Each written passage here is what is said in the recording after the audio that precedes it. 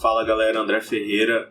Hoje nós vamos falar a diferença entre tokens fungíveis e não fungíveis para entender na prática o que de fato cada um faz e qual a funcionalidade, né, de cada um. E aí a gente fala também sobre as questões de NFT, obviamente, já que faz parte do contexto. Mas vamos primeiro pela vinheta.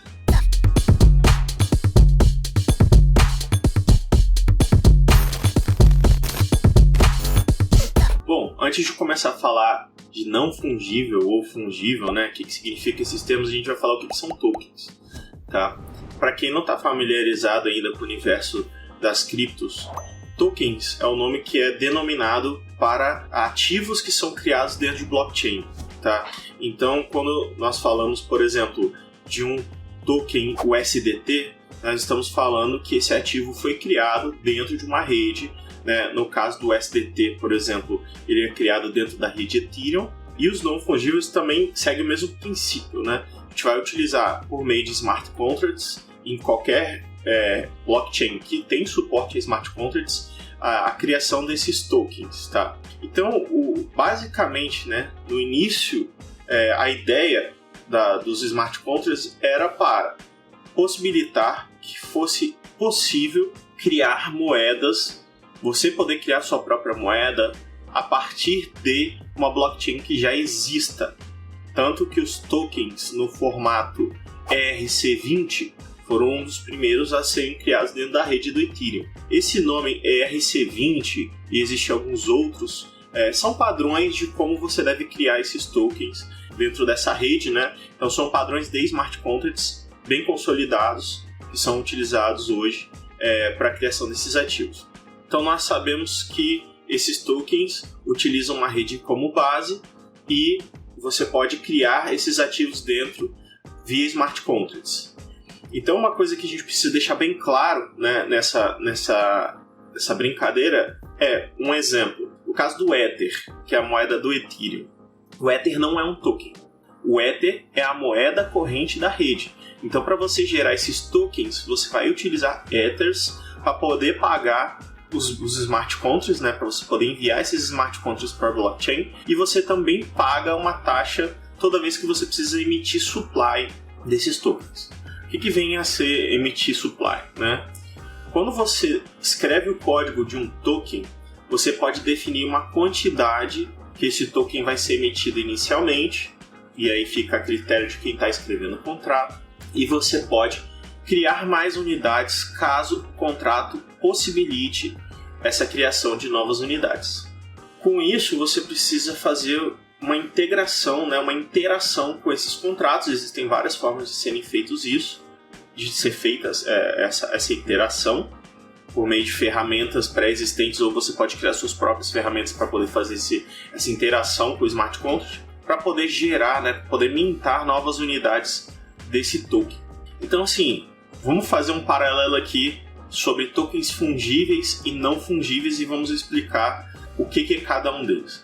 Tá, do lado dos tokens fungíveis, nós temos, por exemplo, as stablecoins, como o USDC, o USDT, tudo que é classificado como uma espécie de moeda, aonde o valor unitário é igual, independente, né? Um Ether, por exemplo, um USDC, ele tem o mesmo valor de outro USDC. Você não tem uma distinção entre duas unidades que têm do mesmo token.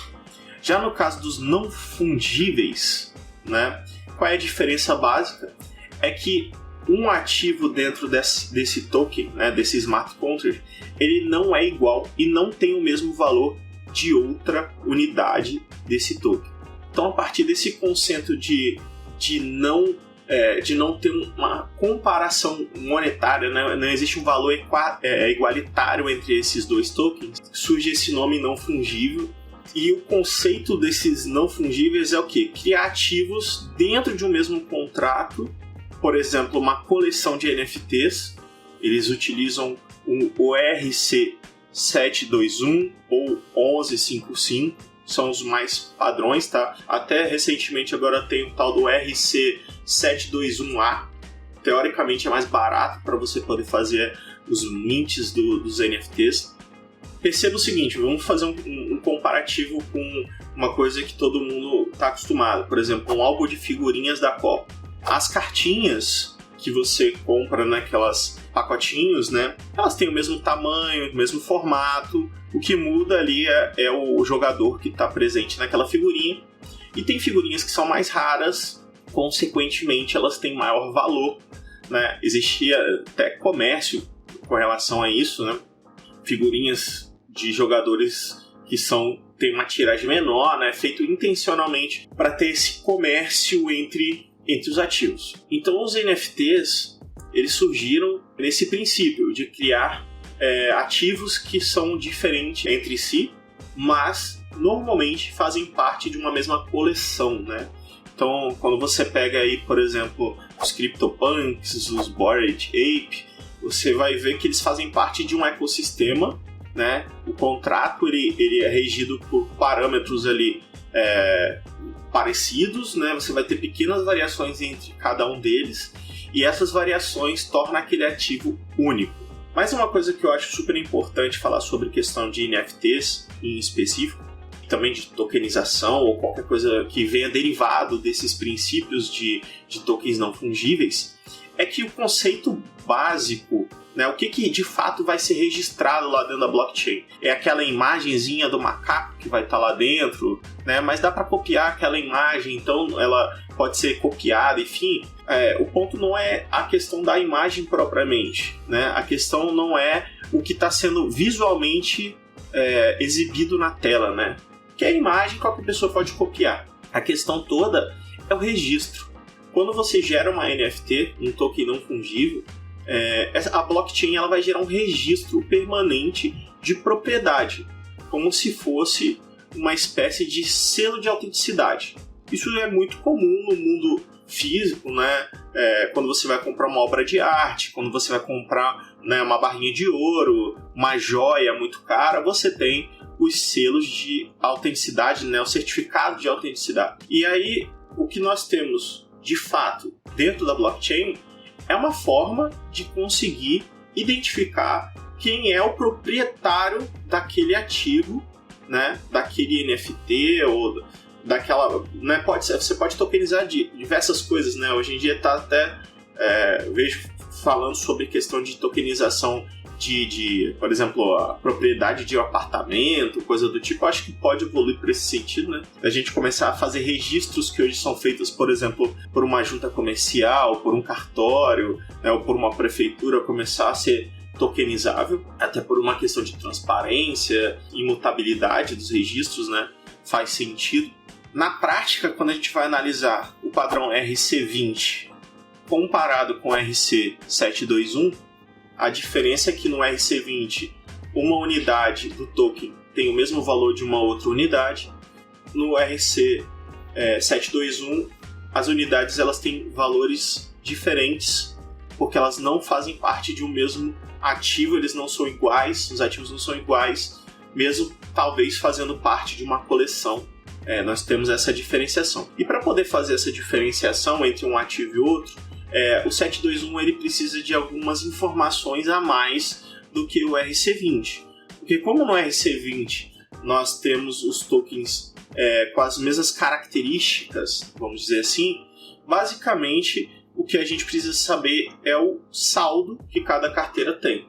E dentro do contrato é especificado qual é o nome do ativo e a sigla. Já no caso do 721 e do 1155, nós temos uma informação a mais, que são chamados metadados. Né? O que são esses metadados? É uma forma de conseguir armazenar informações que posteriormente algum software, por exemplo, um OpenSea da vida, vai ler aquelas informações e vai conseguir exibir de forma gráfica esse ativo, seja um vídeo, seja um link de vídeo, seja um link de uma imagem, ou informações de, né, raridade daquela NFT. Dentro de metadados você pode incluir qualquer tipo de informação. E aí tem um ponto que eu acho super importante falar sobre as questões dos metadados. Muita gente se preocupa, na maioria das vezes, em entender conseguiram ler, talvez, né, o código do smart contract em si, mas negligencia como que está sendo armazenado os metadados dessas NFTs. Recentemente teve um caso, eu vou tentar até procurar aqui na internet, de um programador que fez um código de NFT cujos metadados que eram adicionados dentro das NFTs, eles apontavam para um servidor desse programador, né? E aí o código que gerava essa imagem para ser exibida lá no final das contas, ele variava de acordo com o IP da pessoa que estava vendo aquela NFT. Então veja só que interessante. O registro estava lá sobre a propriedade daquele NFT, mas cada pessoa que via aquela NFT via uma imagem diferente, porque o algoritmo codado por esse programador variava essa imagem de acordo com o IP da pessoa. Então cada pessoa via a imagem de uma forma diferente. E depois ele escreveu um artigo falando sobre essa questão dos metadados das NFTs, né? Por que a NFT ela pode sofrer com problemas de registro e tal. Para isso, né? Não só para isso, mas uma forma de contornar esse problema dos metadados, projetos como o IPFS são muito utilizados pela questão da imutabilidade das informações. Então, uma coisa que eu levo muito a sério quando eu vou olhar um ativo como uma NFT é justamente olhar dentro dos metadados dessa NFT para ver se todas as informações, inclusive, né, esses metadados, eles estão dentro de um arquivo IPFS. Por quê? Se eles estão em IPFS, eu tenho garantia que aquelas informações são imutáveis. Se esses ativos não estão em IPFS, existe a possibilidade desses servidores serem desligados ou dessa informação ser alterada, da informação de metadados, não de propriedades. O que na prática pode acontecer se você tem uma NFT, por exemplo, que espelha a imagem num servidor terceiro? Você perde a questão da descentralização e da imutabilidade dos dados. Então sua NFT pode ser alterada, a imagem dela pelo menos pode ser alterada, e aí você não tem uma certeza que aquilo que você comprou de fato vai continuar sendo aquele ativo da mesma forma originária que você comprou. Então o uso de IPFS é bem comum e recomendado dentro do mercado de NFTs, né, de tokens no geral, justamente pela questão da imutabilidade. Mas, obviamente que, como sempre, né, mesmo você usando um padrão para gerar um contrato no smart contract e tendo auditado esse smart contract, ainda você pode ter essa falha de segurança, né, entre aspas, porque não é uma questão muito crítica de ter as informações de metadados dessa NFT estando espelhados dentro de um servidor terceiro que pode ser alterado. Estou tentando dar um resumo de contexto e conceito sobre essas questões. Em breve eu vou estar soltando vídeos explicando como é que se cria smart contracts, como é que se cria NFTs, como é que se cria tokens, né? Então esse vídeo é como se fosse uma introdução conceitual sobre a questão de tokens, para quando a gente chegar lá na frente e for começar a escrever nossos smart contracts já ter um contexto mais bem definido sobre cada um deles e a aplicabilidade deles. Por fim, eu vou fazer uma observação com relação a quem investe em stablecoins.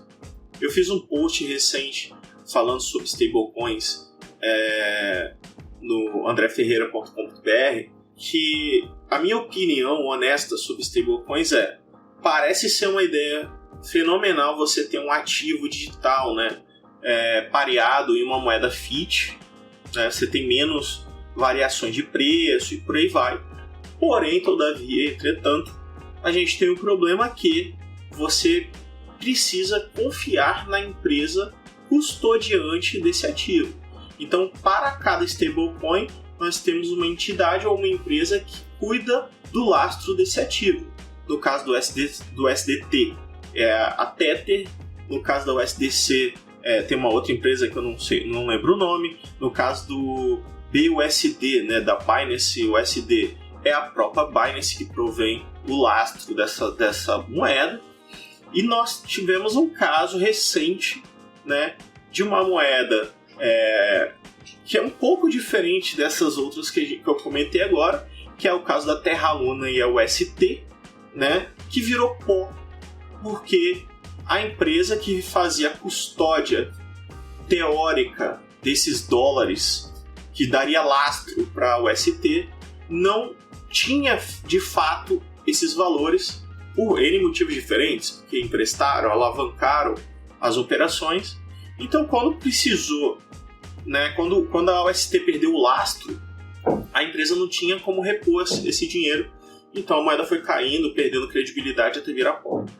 Perceba, todas essas tokens de stablecoin, elas são tokens normalmente RC20 dentro da rede Ethereum. Então, assim, o token, de uma forma geral, ele tanto nasce como uma forma positiva de simplificar a criação de novos ativos, como também cria, né, alguns possíveis problemas. Que a gente tem visto de projetos que captam milhões e milhões de dólares e somem justamente utilizando esse tipo de tecnologia é enorme, uma grande quantidade. Então, antes de você investir numa cripto, né, no meu ponto de vista, você precisa entender os conceitos básicos que estão ali na operação desses ativos. Não simplesmente vai lá na exchange e compra porque algum amigo seu falou que é legal. Como sempre eu falo, eu não sou investidor de cripto, eu não faço investimento de cripto, eu sou minerador, então a única moeda que de fato eu compro é o Bitcoin, e eu uso o SDC, não uso o SDT, tá? Eu não gosto da tese do Tether, já até nesse post que eu tenho no André Ferreira, eu falo sobre a questão de lastro do SDT. Para mim, a Tether alguma hora vai dar problema igual deu Terra Luna, né? Mas eu só uso o SDC quando eu pretendo ou preciso enviar dólares para alguém. Quando eu preciso mandar valores em dólar, lastro dólar, aí sim eu converto para o SDC e envio o SDC para não ter a variação do Ethereum ou do Bitcoin naquele momento. Mas são casos esporádicos, são casos isolados, raros de acontecer, honestamente falando, e eu não mantenho capital em um SDC ou SDT ou nenhuma outra stablecoin, justamente pelo fato do risco que tem dessas moedas virem a colapsar, né, desses tokens virem a colapsar. Eu acho que esse resumo aqui de tokens já chegou no meu objetivo de falar sobre a questão da diferença entre os tokens e fechando esse arco com os stablecoins, né? Minha opinião, tem uma galera que fala assim, tem que ser muito crítico a vários projetos e tal. De fato, eu preciso ser muito crítico porque, né, nós estamos falando de dinheiro no final do processo, né?